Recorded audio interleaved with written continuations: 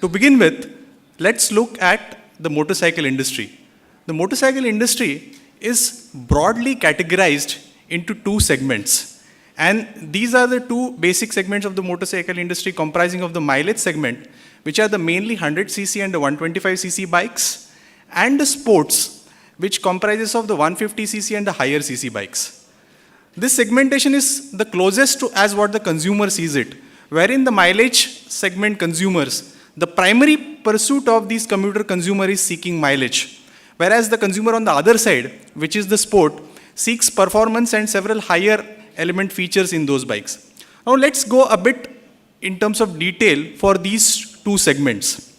So if you are to look at the mileage segment and the sports segment, 84% of the market, which is the bulk of the market, is still in the mileage segment, while sports comprise the rest of the 16%.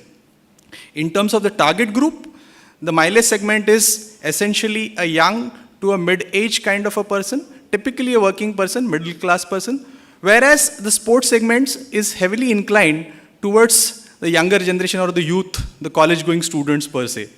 In terms of their geographical spread, the mileage segment is primarily in the semi-urban and the rural areas, whereas the sports segment you will find mostly in the urban metros and the tier 1 towns.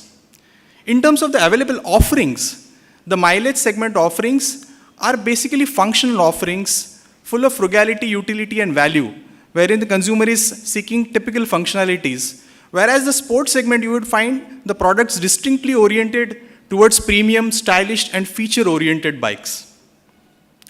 So let's look at how the mileage bikes over the years, how have they undergone a change, if at all they have undergone. So what these mileage bikes over the years, they only promise and deliver mileage in terms of the key functional delivery. They are very, very functional in terms of utility to the consumer, traveling from a point A to point B.